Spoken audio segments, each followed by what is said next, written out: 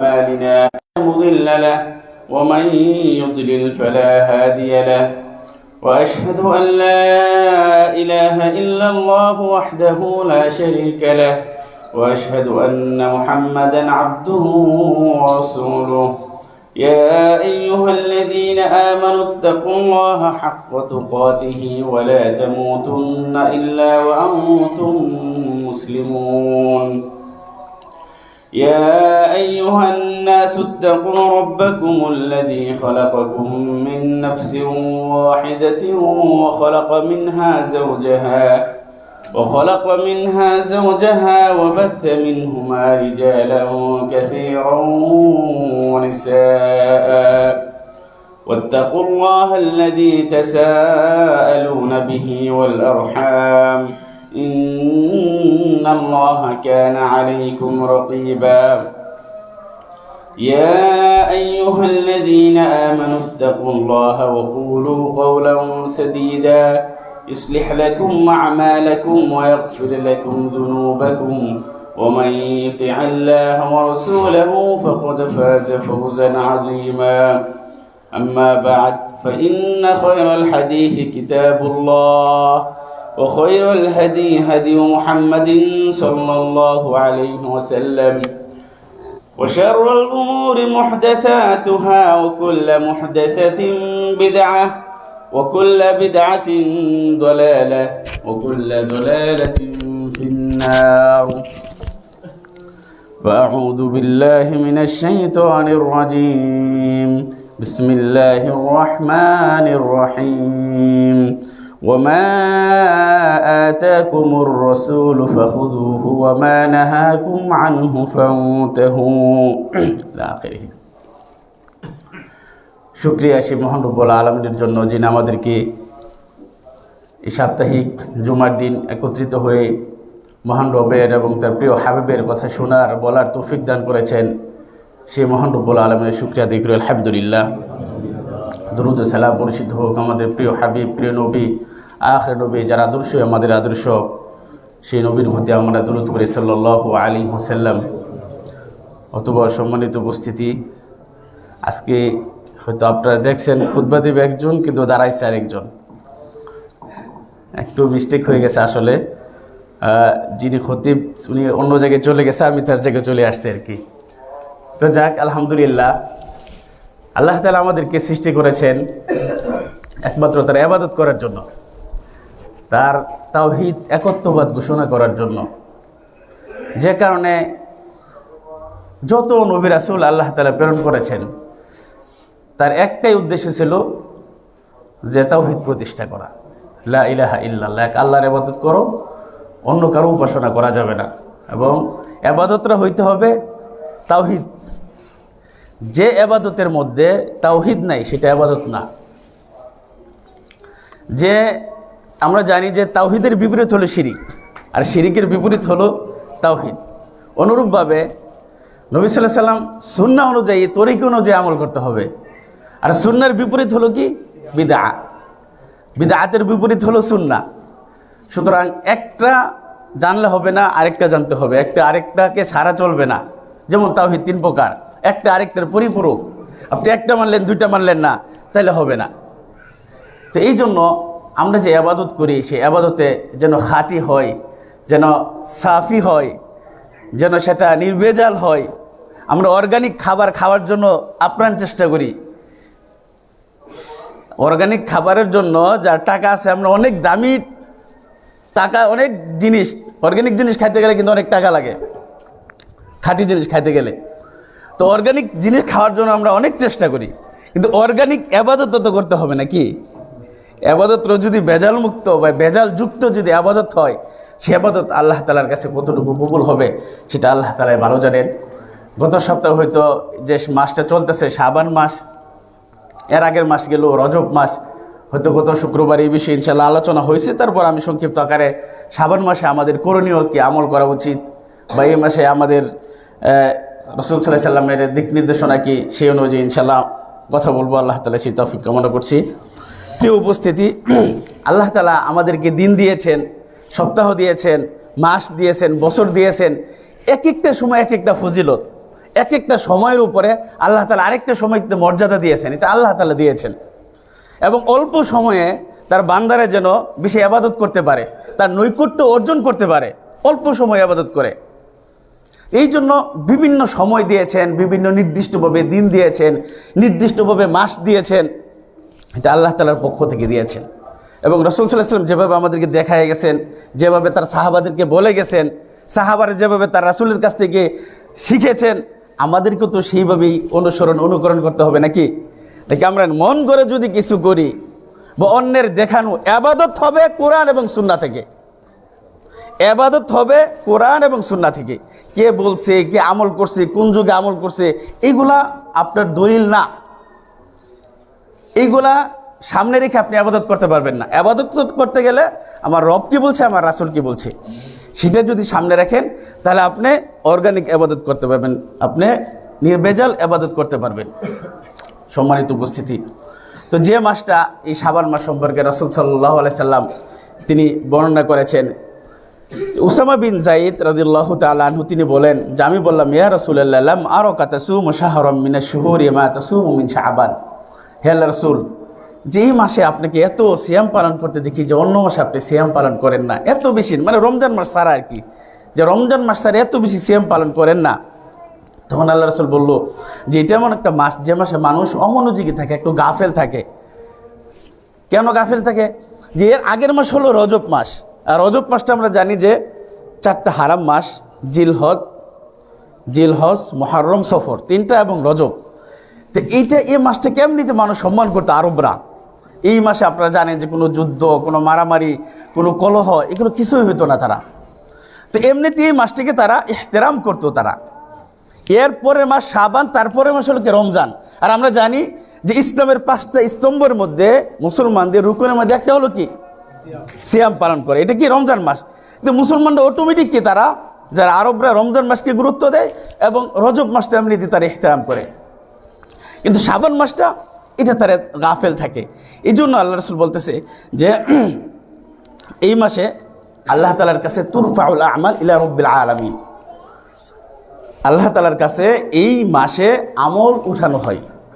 সোমবারে এবং বৃহস্পতিবারে সাপ্তাহিক আমল আল্লাহ তাআলার কাছে কি করা হয়, পেশ করা হয়, উপস্থাপন করা হয়। সপ্তাহে আমরা কি আমল করলাম, অনুরূপভাবে এই সারা বছরের আমল, এক বছর আমরা কি করলাম, এই আমলটা এই পুরো শাবান মাসে কি করা হয়, আল্লাহ তাআলার কাছে পেশ করা হয়। শুধু এক রাত্রি না, শুধু নিসফে শাবান বা 15 শাবান শুধু না, এই শাবান মাস শুরু থেকে শেষ পর্যন্ত আপনার আমার গোটা মুসলমানদের উম্মতের আমল রবের কাছে কি করা হয়, উপস্থাপন করা, পেশ করা হয়। এই জন্য আল্লাহ রাসূল বললেন যে ফা উহিব্বু আইয়ুরফা আমালি ওয়া আনা সাইমুন, আর আমি চাই যে আমি এটাই পছন্দ করি যে আল্লাহ তাআলার কাছে আমার আমলটা উঠানো হোক এমন অবস্থায়, আল্লাহ তাআলার কাছে পেশ করা হোক যে আমি সিয়াম অবস্থায়।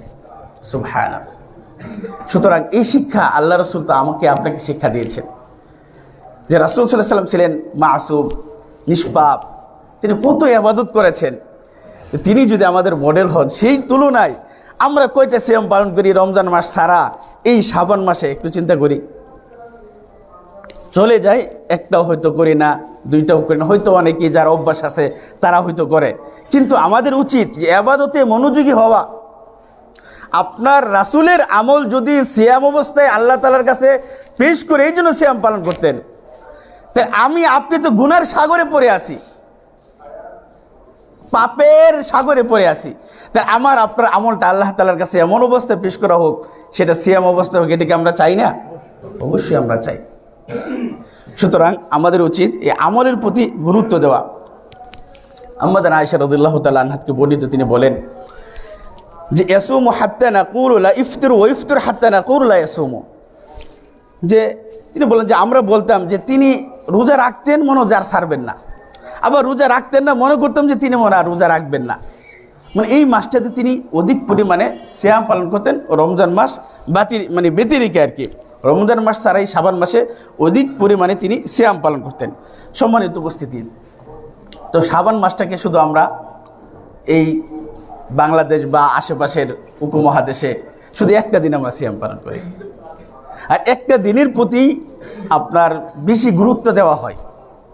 এটা না, প্রত্যেকটা মসজিদই যদি পুরো শাবান মাসের গুরুত্ব নিয়ে আলোচনা করা হতো, পুরো শাবান মাসের অধিকাংশ সময় সিয়াম পালনের গুরুত্ব দেওয়া হতো, তাহলে বিদআত থাকতো না, তাহলে রাসূলের যে আমল ছিল না সেটা থাকতো না। প্রিয় উপস্থিতি, সুতরাং আমরা একটা হাদিস শুধু বর্ণনা করি। এই শাবান মাস সম্পর্কে অনেক জাল হাদিস, দুর্বল হাদিস অনেক বর্ণনা করা হয়, যেটার কোনো সিহাত নাই, মানে শুদ্ধভাবে রাসূলের কাছ থেকে বর্ণিত হয় নাই। এমন কোনো আমল, এমন কোনো হাদিস, সহি হাদিস পাইবেন না যে নির্দিষ্টভাবে কোনো আমলের কথা, সিয়ামের কথা, ইবাদতের কথা নির্দিষ্টভাবে নিসফে শাবান সম্পর্কে আসছে। একটা সহি হাদিস পাইবেন না। একটা হাসান হাদিস আছে, সেটা কি যে আল্লাহ তাআলা এই নিসফে শাবানে আত্মপ্রকাশ করেন এবং ফায়াগফিরু লিজামিই খালকিহি, তার সৃষ্টির সকলকে তিনি মাফ করে দেন, ক্ষমা করে দেন, ইল্লা লিমুশরিকিন আও মুশাহিন। মুশরিক যদি আপনি শিরিককারী হন, মুশরিক মানে কি, যদি আল্লাহর সাথে আপনি শিরিক করেন, ইবাদতে শিরিক করেন, ইবাদত ছাড়া শিরিক করেন, আর যদি আপনি জগরাটে হন, এই দুই ব্যক্তি ছাড়া তিনি সমস্ত বান্দাদেরকে ক্ষমা করে দেন। এটা হাসান লিগাইরিহি। দেখেন, শুধু এটা নিসফে শাবান না, নিসফে শাবান ছাড়াও আল্লাহ তাআলা প্রতিদিন শেষ রাতে তিনি আত্মপ্রকাশ করেন।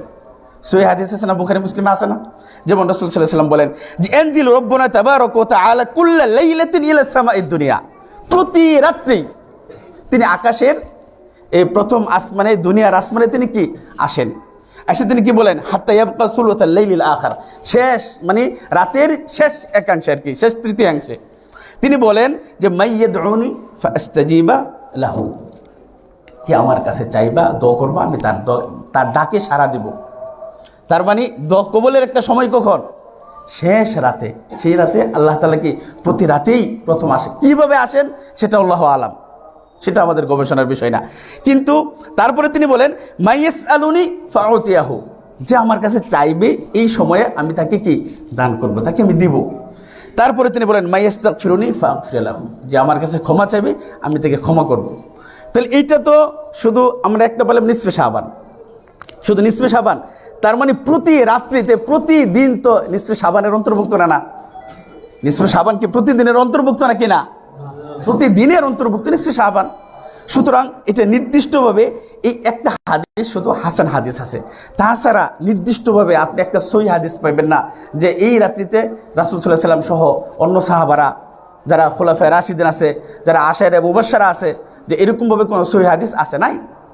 তাহলে এই রাত্রি সম্পর্কে, এই দিন সম্পর্কে প্রত্যেকটা হালাকা বলেন, মসজিদ বলেন আলোচনা করা হয়, অথচ পুরো শাবান মাসের গুরুত্ব নিয়ে আলোচনা করা হয় না, যেভাবে এক রাত্রি বা একদিন সম্পর্কে আলোচনা করা হয়। আল্লাহ তাআলা আমাদেরকে বুঝার তৌফিক দান করুক, আল্লাহুম্মা আমিন। নবী সাল্লাল্লাহু আলাইহি ওয়াসাল্লাম বলেন, যেটা বললাম যে দেখেন যে তুফতাহু আবওয়াবুল জান্নাতি ইয়াউমাল ইসনাইনি ওয়া ইয়াউমাল খামিস, যে জান্নাতের দরজা সোমবারের দিন এবং বৃহস্পতিবারের দিন খোলা হয়। ফায়ুগফারু লিকুল্লি আবদিন লা ইউশরিকু বিল্লাহি শাইআন ইল্লা রাজুলান কানাত বাইনাহু ওয়া বাইনা আখিহি শাহনা। ইসেম হাদিস যে আল্লাহ তাআলা ক্ষমা করে দেন, ওই ব্যক্তিকে ক্ষমা করেন না যার ভাইয়ের মধ্যে কি আছে, ঝগড়া আছে। দুনিয়ার মধ্যে সবচেয়ে নিকৃষ্ট ব্যক্তি যে ঝগড়াটে। সুতরাং এই ঝগড়া থেকে আমরা বিরত থাকবো। আল্লাহ তাআলা আমাদেরকে তৌফিক দান করুক, আল্লাহুম্মা আমিন। সম্মানিত উপস্থিতি, যেটা বলছিলাম যে এই নিসফে শাবান বা এই রমজান মাসে, রমজান মাসটা, এই রমজান মাসের আগের মাস যেটা আর কি, এই শাবান মাসে আমাদের কিছু করণীয় কি আমল আমরা করতে পারি, জাস্ট আপনাদেরকে স্মরণ করিয়ে দেওয়া। যেহেতু একটা ফজিলতের মাস, এই মাসে আল্লাহ তাআলার কাছে আমাদের আমল উঠিয়ে নেওয়া হয়, আল্লাহ তাআলার কাছে পেশ করা হয়। আমার আপনার আমল ইবাদত, শুধু আমার না, আপনার পরিবারের সকল মুসলিমের আমল যেন ভালো অবস্থায় আল্লাহ তাআলার কাছে পেশ করা হয়, এই চেষ্টাই তো আমাদের করা উচিত, তাই না? সুতরাং এক নম্বর যে পয়েন্টটা বলবো যে সালামাতুল কলব, যে এই মাসে আমাদের সামনে রমজানের একটা কি আছে, প্রস্তুতি আছে। সুতরাং সালামাতুল কলব, আপনার অন্তরের বিশুদ্ধতা, পরিশুদ্ধতা। আপনার ভিতরে যদি কোনো অহংকার, হিংসা, কোনো রাগারাগি, কারো প্রতি বিদ্বেষ, মানে নিজের অন্তর সম্পর্কে আপনি ভালো জানেন, যদি এরকম কিছু থাকে একদম ফ্রেশ করে ফেলেন, একদম পরিষ্কার করে ফেলেন, অন্তরটাকে খালেস করে ফেলেন লিওয়াজহিল্লাহ। একমাত্র কার জন্য? আল্লাহ তাআলার সন্তুষ্টির জন্য। আল্লাহর সন্তুষ্টি যদি থাকে তাহলে কল পরিষ্কার হয়ে যাবে, আল্লাহর সন্তুষ্টি যদি না থাকে তাহলে কল পরিষ্কার হবে না। কলবের ভিতরে ময়লা জমতে জমতে সেটা কি কালো অন্ধকারে কি সেয়ে যাবে। যেমন রাসূল সাল্লাল্লাহু আলাইহি ওয়াসাল্লাম বলেন, স্পষ্ট হাদিস, যে আলা ওয়া ইন্না ফিল জাসাদি মুদগা, তো শরীরের মধ্যে এমন একটা টুকরা, এমন একটা অংশ আছে, ইদা সলুহাত সলুহাল জাসাদু কুল্লুহু, সেই টুকরাটা যদি তোমার সালেহ থাকে, ঠিক থাকে, সঠিক থাকে, তাহলে সব পুরো শরীরটাই, পুরো বডিরই তোমার কি হয়ে যাবে, ঠিক হয়ে যাবে। আর এই টুকরাটা যদি খারাপ থাকে, নষ্ট থাকে, ময়লা আবর্জনা যুক্ত থাকে, তোমার পুরো শরীরটাই যেন কি ময়লা যুক্ত হয়ে গেল। সুতরাং যারা আইম্মে মুস্তাহিদিন তারা বলেন যে সলাহাল কলবু সলাহাত ইরাদাতুহু, আপনার কল্প পরিষ্কার, আপনার ইচ্ছা শক্তি পরিষ্কার হবে। আপনার কল্প নষ্ট হবে, আপনার মুখ দিয়ে আপনার ইচ্ছা যা হবে সব নষ্ট হবে। সুতরাং আমাদের কল্পটাকে কি করা উচিত? পরিষ্কার করা উচিত, শুদ্ধ করা উচিত, পরিশুদ্ধ করা উচিত। রমজানের আগেই এই মাসে কি আমাদের সেই প্রস্তুতি নেওয়া উচিত। আল্লাহ তাআলা সেই তৌফিক দান করুক, আল্লাহুম্মা আমিন। 2 নম্বর হলো যে এই মাস, রমজান মাস তো আমাদের ফরজ সিয়াম পালন করতেই হবে। সেই হিসেবে আমাদের প্রস্তুতিমূলক এই মাসে কি রোজা রাখেন না, যে কয়টা পারেন, 4টা পারেন, 5টা পারেন, 10টা পারেন, একটা হলেও আপনি রোজা রাখেন। শুধু নিঃস্ব শাবান দিনের না, তার আগে অনেকে আছে যারা কি আপনার আইএমএ বীজের রোজা রাখে, অনেকটি পাইবেন আপনি, তারা রোজা রাখতে পারে, সমস্যা নাই। তো নির্দিষ্টভাবে অন্য মাসে যদি আপনি আমল করেন যে প্রতি রাতে আপনি ইবাদত করেন, 2 রাকাত, 4 রাকাত, 6 রাকাত, 8 রাকাত তাহাজ্জুদের সালাত আদায় করেন, আপনি সমস্যা নাই, করতে পারবেন। এই জন্য আমাদের উচিত যে নিজেকে সহ, নিজের পরিবার সহ এই মাসে বেশি বেশি সিয়াম পালন করা। কেন সিয়ামের ফজিলত তো অনেক আমরা জানি, যে এর সব, এর যাজা একমাত্র কে দিবেন? আল্লাহ তাআলা দিবেন। এবং নবী সাল্লাল্লাহু আলাইহি ওয়াসাল্লাম বলেন যে এই সিয়াম সম্পর্কে আল্লাহ রাসূল বলেন, মান সামা ইয়াওমান ফি সাবিলিল্লাহ, যে ব্যক্তি আল্লাহর রাস্তায় একটা সিয়াম পালন করবে, বা'আদাল্লাহু ওয়াজহাহু আনিন নারি, জাহান্নাম থেকে তাকে 70 বছরের দূরত্বের পথকে তাকে সরিয়ে দেবেন জাহান্নাম থেকে, শুধু একটা রোজা যদি কেউ রাখে। সুবহানাল্লাহ। সুতরাং রোজা রাখার ইবাদতের সময় আমাদের ফল, এই রূহটা বের হওয়ার আগ পর্যন্ত আমার আপনার ইবাদতের সময়। যদি রূহটা বের হয়ে যা, হাজার চেষ্টা করে আমরা কি ইবাদত করতে পারবো না। সুতরাং ইবাদত থাকতে, জীবন থাকতে এটাকে একটা গনিমত মনে করি। আল্লাহ তাআলা সেই তৌফিক দান করুন। প্রিয় উপস্থিতি, 3 নম্বর যেটা বলবো সেটা হলো যে আল মুহাফাজাতু আলাস সালাওয়াত, সালাতের সংরক্ষণ করা। সালাতের সংরক্ষণ করা আমরা মুসলিম জানি, কিন্তু সাহাবাদের মধ্যে কি ছিল দেখেন, যে মুসলিম কাফের মধ্যে পার্থক্য হলো সালাত। যে সালাত পড়ে না সে, তাকে তারা মুসলিমই মনে করতো না। আর দেখেন একই ঘরের মধ্যে একজন নামাজ পড়ে আর 5 জন সদস্য তারা সালাতই পড়ে না, অথচ একসাথে খাইতেছি, একসাথে আপদে বিপদে সর্ব অবস্থায় আমরা পাশে আসি, কিন্তু সে কি সালাত পড়ে না। তাহলে সাহাবাদের যুগে, রাসূলের যুগে তাদের মেন্টালিটি কিরকম ছিল আর আমাদের মেন্টালিটি কিরকম দেখেন। আজকে ফজর সালাত আমরা কয়জন আদায় করছি? গতকালকে জামাতের সাথে এশার সালাত কয়জন আদায় করছি? যে 5 ওয়াক্ত সালাত, সিয়াম যেমন আপনার উপরে ফরজ, এই সালাতটা তো আপনার উপরে সেম ফরজ। অথচ সমস্ত যেটা বলা হয় উম্মুল ইবাদা, ইবাদতের মা সালাত, এই সালাতটা সমস্ত ইবাদতের গুরুত্বপূর্ণ ইবাদত হলো কি সালাত। অথচ সালাত সম্পর্কে আমরা একদম গাফিল। একজন সিয়াম পালন করে কিন্তু নামাজ পড়ে না, দেখবে হজ করে আসে কিন্তু নামাজ পড়ে না, যাকাত দেয় কিন্তু সালাত পড়ে না, মাঝে মধ্যে পড়ে। সালাতের প্রতি কেন আমাদের এত অমনোযোগী? সুতরাং এই মাসে আমাদের সালাতের প্রতি 5 ওয়াক্ত সালাত যেন তাকবীরে তাহরিমার সাথে, জামাতের সাথে আউয়াল ওয়াক্তে পড়তে পারেন, এই মন মানসিকতা আপনি তৈরি করেন এখন থেকে, এই মাসে তৈরি করেন। আপনার আমল আল্লাহ তাআলার কাছে পেশ করা হবে। সামনে রমজান মাস আপনি পান না পাবেন না এটা নিশ্চয়তা আমাদের নেই। তো পরকালীন সম্বল যে পাথেয়, সেটা আমি কতটুকু সংগ্রহ করেছি? পরকালীন আসল জায়গায় তো আমাদের পরকাল নাকি? তো পরকালের জন্য আমরা কতটুকু আমল, কতটুকু ইবাদত, আপনার ভান্ডারে কতটুকু আমল আপনি জমা করেছেন, এটা একটু চিন্তা করবেন। সুতরাং আল্লাহ তাআলা আমাদেরকে 5 ওয়াক্ত সালাত জামাতের সাথে আদায় করার তৌফিক দান করুন। বিশেষ করে ফজরের সালাত, এশারের সালাতের প্রতি গুরুত্ব দেওয়া, তারপরে আপনার যে তাকবীরে তাহরিমের সাথে সালাত আদায় করা, ফরজ সালাত ছাড়াও চেষ্টা করবেন নফল সালাত বেশি বেশি আদায় করা। যে ব্যক্তি দিনে রাতে 12 রাকাত সুন্নত সালাত আদায় করে, নফল সালাত যেটা সুনানুর রাওয়াতিব, তার জন্য আল্লাহ তাআলা জান্নাতে একটা কি তৈরি করেন? একটা ঘর তৈরি করবেন। সুবহানাল্লাহ। তাহলে এগুলো আমাদের আদায় করা দরকার না? দরকার না? আল্লাহ তাআলার কাছে ফরজ সালাতের পরে যদি আল্লাহ তাআলার কাছে সবচেয়ে প্রিয় সালাত হলো কিসের সালাত? রাতের সালাত, কিয়ামুল লাইল। 2 রাকাত হোক, আপনি অন্তত পক্ষে 2 রাকাত হোক প্রতিদিন এই আমল করার চেষ্টা করেন, হয় ঘুমানোর আগে অথবা ফজরের ঘুম থেকে ফজরের আগ মুহূর্তে উঠে 2 রাকাত সালাত আদায় করলেন। অভ্যাস করেন না, অভ্যাস করতে করতে দেখবেন অটোমেটিক আপনার অ্যালার্ম ঘড়ি লাগবে না, কিচ্ছু লাগবে না, আল্লাহ তাআলাই আপনাকে জাগিয়ে দেবেন। কিন্তু সেই অভ্যাসটা তো লাগবে, অভ্যাস করলেই এগুলো তৈরি হয়ে যাবে। আল্লাহ তাআলা তৌফিক দান করুন। 4 নম্বর হলো কিরাআতুল কোরআন। দেখেন, কোরআন শুধু হুজুররাই পড়ে, কিন্তু কোরআন কি শুধু হুজুরদের জন্য বলেন? যারা হাফেজ তাদের জন্য, যারা আলেম তাদের জন্য না, সকলের জন্য কোরআন। একজন হাফেজ সারাদিন কোরআন পড়লো, দিনে 1 পারা পড়লো, সে যে সব পাইছে, আপনি যদি 5 পৃষ্ঠা পড়েন, একটা আয়াত পড়েন, এর সব কি আপনি পাবেন না? তাহলে আপনি কতটুকু কোরআন পড়েন দেখেন তো। আল কোরআন হুজ্জাতুল লাকা ওয়া আলাইক। কোরআন হয় আপনার পক্ষে সাক্ষ্য দেবে, না হয় আপনার বিপক্ষে সাক্ষ্য দেবে। আল কোরআন ওয়া সিয়াম ইয়াশফাআনি। কোরআন এবং সিয়াম আল্লাহ তাআলার কাছে সুপারিশ করবে। সিয়াম পালন করেন কিন্তু কোরআন পড়তে পারেন না, কোরআন হাতেই নেন না। তো এগুলো তো আমাদের অভ্যাস করা দরকার। মসজিদে আসছেন, এসে কোরআনটা পড়েন, দোকানে আসেন, একটু কোরআনটা 5 মিনিট পড়েন। প্রতিদিন আপনি ভালো লেখাপড়া করার জন্য, ভালো রেজাল্ট করার জন্য আমরা সুন্দর করে রুটিন করে আমরা দেওয়ালে টানায় দিই। কি ছাত্ররা করেন এটা? সুন্দর করে যেন তার টাইমিংটা, সারাদিনের টাইমিং, পরের টাইমিং সব কিছু যেন মেনটেন করতে পারে। তা আপনার ইবাদতের একটা টাইমিং করা দরকার, যে আমি কোন সময় কোরআন পড়বো, কোন সময় আমি একটু জিকির করব, কোন সময় একটু নফল সালাত আদায় করব। এটারও একটা কি আপনার তাখতিদ দরকার, একটা রুটিন দরকার। শুধু দুনিয়া নিয়ে পড়ে থাকলে হবে না ভাইয়েরা। আপনি সারাদিন 24 ঘন্টার মধ্যে কত মিনিট হিসাব করেন? 5টা মিনিট কোরআন পড়ার আমাদের সময় হয় না। সুতরাং একটু নিজেকে বুঝুন, একটু চেষ্টা করুন। যে মাস ফজিলতের মাস, সামনে রমজান মাস, কোরআন নাজিলের মাস। সুতরাং একটু চেষ্টা করেন নিজে। ফাইদা আযমতা ফাতাওয়াক্কাল আলাল্লাহ। দৃঢ় প্রত্যয়ী হন আপনি, ফাতাওয়াক্কাল আলাল্লাহ, আল্লাহর উপর ভরসা করেন, আল্লাহ তাআলা আপনাকে সফল করে দেবেন। কিন্তু সেই আত্মপ্রত্যয়ী বা আত্মবিশ্বাস তো নিজের ভিতরে আগে তৈরি করতে হবে, যেন আমি পারবো, আমি পড়বো, প্রতিদিন আমি 1 পৃষ্ঠা করে কোরআন পড়বো, প্রতিদিন আমি 5 পৃষ্ঠা করে কোরআন পড়বো।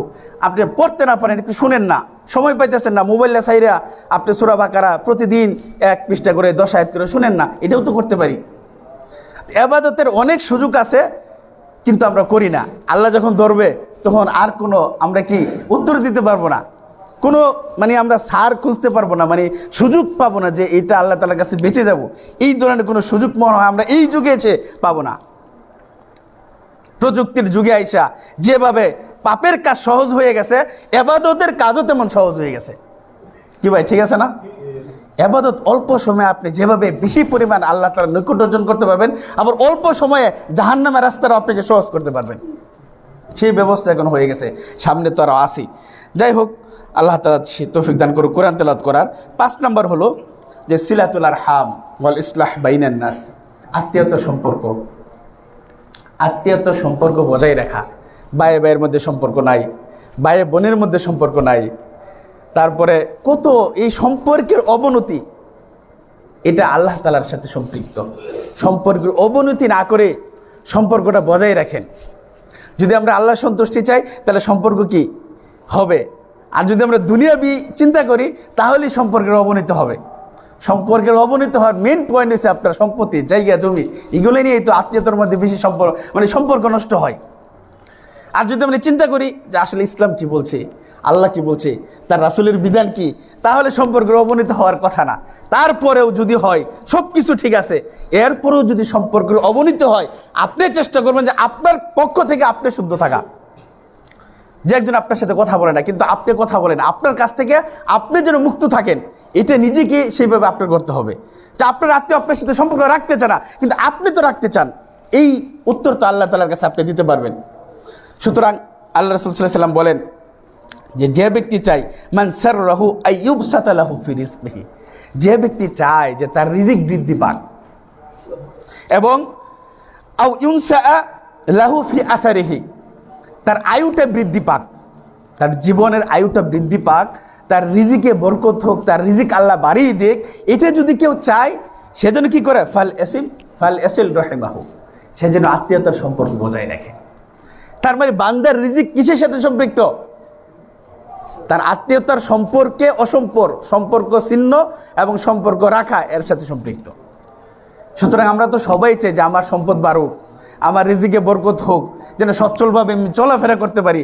যদি এটা চাই, আমার জীবনের যদি আমি ভালো চাই, আয়ু বৃদ্ধি হোক, তাহলে কি করতে হবে? আত্মীয়তার সম্পর্ক বজায় রাখতে হবে।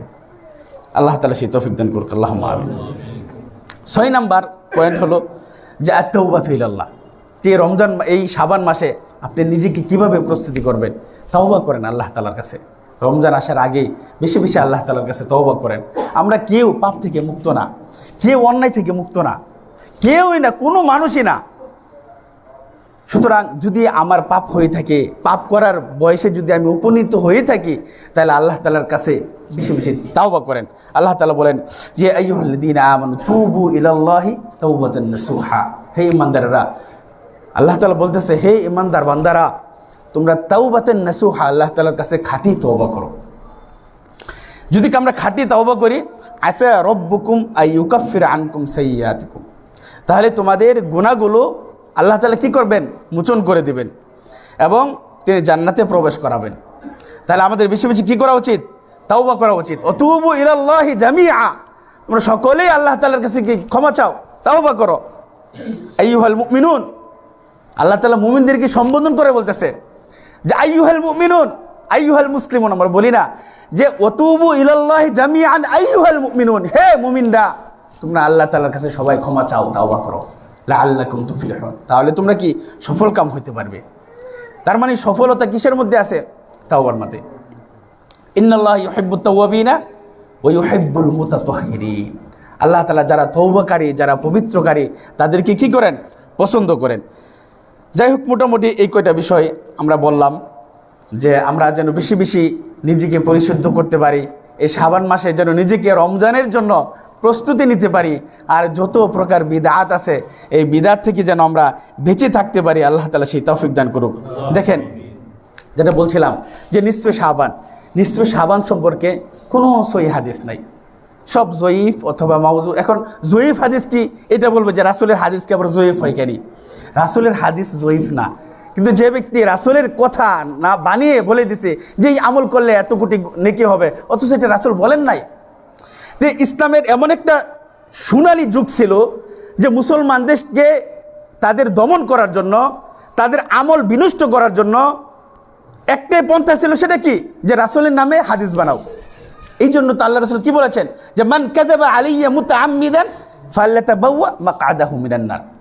যে ব্যক্তি আমার নামে মিথ্যা অপবাদ দিবে, মিথ্যা কথা তৈরি করবে, মিথ্যা হাদিস বানাইবে, তার স্থান হবে কোথায়? জাহান্নাম। তার মানে মিথ্যা হাদিস রাসূলের পরে ইসলামকে মানে ধ্বংস করার জন্য ইসলামের ভিতরে বহু আমল ঢুকিয়ে দেওয়া হয়েছে, যেটা রাসূল সাল্লাল্লাহু আলাইহি ওয়াসাল্লাম করেন নাই, সাহাবারা করেন নাই। তো সেই আমল যদি আমি করি, তো সেটা কি মিথ্যা হবে নাকি সহিহ হবে বলেন? সুতরাং এই ধরনের আমল থেকে আল্লাহ তাআলা আমাদেরকে হেফাজত করুক, বেঁচে থাকার তৌফিক দান করুক, আল্লাহুম্মা আমিন। প্রিয় উপস্থিতি, সুতরাং আমাদের উচিত যে সুন্নাহ ভিত্তিক আমল করা, যেটা বলছিলাম যে কোরআন এবং সহিহ হাদিস, কোরআন এবং কি সহিহ হাদিস, কোরআনে আছে কিনা, সহিহ হাদিসে সেই আমলটা, সেই ইবাদতটা আছে কিনা, এটা আমাদেরকে প্রথমে দেখতে হবে। যদি না থাকে তাহলে আমরা কি সেটা আমরা আমল করব না। আর এটাই আমরা বলি, আপনি আমল কম করেন, আমল কম করেন। বেশি আমল আপনাকে যদি শিরিক যুক্ত হয়, বিদআত যুক্ত হয়, বেশি আমল আপনাকে কাজে দেবে না। আর যদি তাওহীদপন্থী আমল হয়, সুন্নাহ ভিত্তিক আমল হয়, অল্প হলেও সেটা আপনার কি কাজে দেবে। সুতরাং একজন বিদআতকারী সে ভালো আমল করে, মনে করে যে আমি ভালো করতেছি, অথচ এর ভিতরে কি আছে সেটা আপনি বিদআত আছে সেটা আপনি বুঝতে পারতেছেন না। এই বিদআত করতে করতে আপনি মৃত্যুবরণ করলেন। তাহলে কিসের উপর আপনি মৃত্যুবরণ করলেন? বিদআতের উপর আপনি মৃত্যুবরণ করলেন। সুতরাং বিদআত জিনিসটা আমাদের বোঝা দরকার। ইবাদতের মধ্যে দুনিয়াবী বিষয় না, একটা হলো দিন আর একটা হলো দুনিয়া। দিনের ভিতরে যদি কোনো এই ধরনের নতুনত্ব আমল, নতুনত্ব ইবাদত, যেটা আমরা আল্লাহকে ভালোবেসে রাসূলের কে মহাব্বত করে করি, এই ধরনের সকল ইবাদত কি হবে? আপনার বাতিল বলে গণ্য হবে। যেমন একটা হাদিস আমরা পাই যে এই রাত্রিতে যে কাল্ব গোত্রের সমপরিমাণ কি আল্লাহ তাআলা মানুষকে কি মাফ করে দেবেন। এরকম অনেক জয়ীফ হাদিস আছে। এই রাত্রি সম্পর্কে এমনও বহু মানুষ আছে যারা মনে করে যে এই রাত্রিতে কোরআন নাজিল হয়েছে, এই রাত্রিকে তারা মনে করে যে ইন্না আনজালনাহু ফি লাইলাতিন মুবারাকা, মানে বরকতময় একটা রাত্রি মনে করে। অথচ বরকতময় রাত্রি আমরা জানি কি 27 মানে রমজান মাসে লাইলাতুল কদর। সুতরাং এমনও মানুষের ভিতরে বিভ্রান্ত আকীদা আছে, জানেন না এই দিনটাকে অনেক দেশে তারা ঈদ হিসেবে উদযাপন করে। সুতরাং আপনি ইবাদতের নামে নির্দিষ্টভাবে এই দিনে ইবাদত করাটা ঠিক না। আপনি যেটা বললাম যে অর্গানিক জিনিস খাওয়ার জন্য আমরা চেষ্টা করি, আপনার আপনার জমি কাগজপাতি ঠিক করার জন্য আমরা অনেক চেষ্টা করি, অনেক সম্পদ নষ্ট করি, কিন্তু আপনার ইবাদতটা ঠিক হচ্ছে কি না এই বিষয়ে আমরা ঘাটাঘাটি করি না, এই বিষয়ে আমরা যাচাই বাছাই করি না। এক ব্যক্তি মানে মাদ্রাসায় এসে বলতেছে যে আমি সুন্নি মতাদর্শী, এটা আমি ছাড়তে পারবো না। মানে সে তার বংশধর সবাইকে এই পথে রেখে যাবে। এখন দেখেন আপনি হক চান নাকি অন্য কিছু চান? ইহদিনাস সিরাতাল মুস্তাকিম, যদি কোনো ব্যক্তি খাঁটি দিলে পরে ইহদিনাস সিরাতাল মুস্তাকিম, আমি সরল সঠিক তোমার কাছে আমি চাই, সরল সঠিক তোমার যে পথ, সিরাতাল লাযিনা আনআমতা আলাইহিম, যে পথে তুমি নিয়ামত দান করেছো তাদের পথ না, যারা ভ্রষ্ট হয়ে গেছে, ভ্রান্ত হয়ে গেছে। সুতরাং আপনি খাঁটি দিলে যেটা রাসূলের পথ, যেটা আল্লাহর পথ, এটার জন্য আপনি আল্লাহর কাছে দোয়া করেন, তাহলে আল্লাহ আপনাকে সঠিক পথ দেখাবে। সুতরাং আমি যেটা পালন করি এটাই যে সঠিক, এটা কখনো মনে করবেন না, আমারটা ভুলও হইতে পারে। এই জন্য সঠিক আপনাকে কী করতে হবে? খুঁজতে হবে। আল্লাহ তাআলা সেই তৌফিক দান করুক যেন আমরা সুন্নাহ ভিত্তিক আমল করতে পারি, বিদআত থেকে দূরে থাকতে পারি, এবং যেন সকল ইবাদত আমার কবুল হয় এই চিন্তা করা। আর কয়েকটা কথা বলবো, সেটা হলো যে রমজানের প্রস্তুতি নিয়ে আমাদের সংক্ষিপ্ত আকারে কয়েকটা কথা বলবো। যেহেতু সামনে রমজান মাস, এক নম্বর হলো যে নিজের নিয়তকে কী বলছিলাম, পরিশুদ্ধ করা, খালেজ করা, যে শাবান মাসে বেশি বেশি মানে ইবাদতে আত্মনিয়োগ করা, তারপরে তাওবা করা। যদি কারো কাজা সিয়াম থাকে, অনেক মা বোনদের কী থাকে, অনেক সিয়াম থাকে যেটা তাদের কাজা থাকে, তো উচিত হলো এই রমজান মাসে কী করা, আপনার এই শাবান মাসে সেই সিয়ামগুলা আদায় করা। এরপরে সামনে রমজান মাস, রমজানের একটা প্রস্তুতি হলো যে আপনি রমজান সম্পর্কে একটু মাসলা মাসাইল জানা, ছোটো ছোটো অনেক বই আছে, সেই বইগুলো জানা, অথবা আপনি ইউটিউবে অনেক শায়েখ মাশায়েখদের কী পাবেন, আলোচনা পাইবেন, সেই আলোচনাগুলা কি শোনা, নিজে ইলম অর্জন করেন। তলাবুল ইলমি ফরিদাতুন আলা কুল্লি মুসলিমিন, প্রত্যেকটা মুসলিমের উপরে প্রয়োজনীয় ইলম অর্জন করা কি ফরজ, আবশ্যক। সুতরাং ইলম অর্জনের এখন অনেক মাধ্যম হয়ে গেছে। এমন কোনো হাদিসের গ্রন্থ নাই যেটা বাংলা নাই, এমন কোনো জিনিস আপনি গুগলে বা ইউটিউবে সার্চ দিয়ে পাইবেন না যেটা আপনি মাসলা পাইবেন না, সব কিছু পেয়ে যাবেন, শুধু আমাদের সদিচ্ছা দরকার। সুতরাং আমাদের বেশি বেশি কি রমজান মাস সম্পর্কে, সিয়াম সম্পর্কে, সিয়ামের হুকুম হাকাম সম্পর্কে আমাদের জানা উচিত। তারপরে হলো নিজের নফসকে শয়তানের কুমন্ত্রণা থেকে বেঁচে থাকা। শয়তান এখন আমাদের হাতেই, সুতরাং নিজেকে আপনার কন্ট্রোল করতে হবে। মানুষ যে কত পাপ, কত অন্যায়ের সাথে জড়িত, আল্লাহ তাআলা হেফাজত করুক। সুতরাং পাপ কাজ থেকে আল্লাহ তাআলা আমাদেরকে হেফাজত করুক। তারপরে হলো আল্লাহ তাআলার কাছে বেশি বেশি দোয়া করা, যেন আমরা রমজান মাস পাই, রমজানের ফজিলত পাই, রমজান মাসের জন্য আমি বেশি বেশি ইবাদত করতে পারি। এর জন্য আমাদের কাছে কি করতে হবে? আল্লাহ তাআলার কাছে দোয়া করতে হবে না? সুতরাং আদ-দুআউ হুয়াল ইবাদা, দোয়াটা হলো একটা কি ইবাদত। সুতরাং আমরা বেশি বেশি দোয়া করব, আমরা সুন্নাহ অনুযায়ী আমল করার চেষ্টা করব, যে আমলটা আমি করি এটা জানার চেষ্টা করব। আপনারা জানেন যে এখন আমরা মিডিয়াতে দেখি ওই কি কাসিমি আর কি, সে যে বলে যে আমি দুনিয়ার সকল সম্পদ সব কিছু নষ্ট করছি কিন্তু একটা জিনিস পেয়েছি, সেটা কি? হেদায়াত।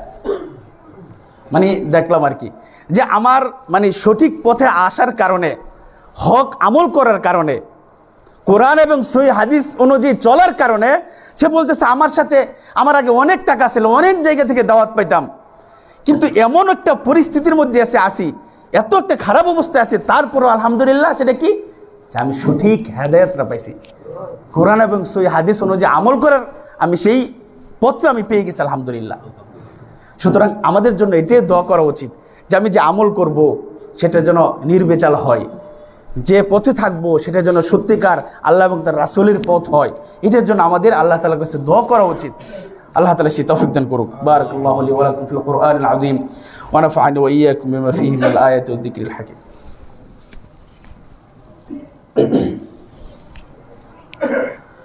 الحمد لله رب العالمين والعاقبة للمتقين ولا عدوان إلا على الظالمين وأشهد أن لا إله إلا الله وحده لا شريك له وأشهد أن محمدا عبده ورسوله صلى الله عليه وعلى آله وأصحابه إلى يوم الدين أما بعد إن الله وملائكته يصلون على النبي يا أيها الذين آمنوا صلوا عليه وسلموا تسليما اللهم صل على محمد وعلى آل محمد كما صليت على إبراهيم وعلى آل إبراهيم إنك حميد مجيد اللهم بارك على محمد وعلى آل محمد كما باركت على إبراهيم وعلى آل إبراهيم إنك حميد مجيد اللهم احفظنا بحفظك اللهم احفظنا بحفظك اللهم إنا نسألك من خير لا سألك منه عبدك ونبيك محمد صلى الله عليه وسلم اللهم إنك عفو تحب العفو فاعف عنا اللهم إنا نسألك العافية في الدنيا والآخرة اللهم أعز الإسلام والمسلمين اللهم أعز الإسلام والمسلمين اللهم أصلح لنا النية وذرية والأزواج والأولاد اللهم اجعلنا هداة مهتدين اللهم إنا نسألك الهدى والتقى والعفاف والغنى سبحان ربك رب العزة عما يصفون وسلام على المرسلين والحمد لله رب العالمين والسلام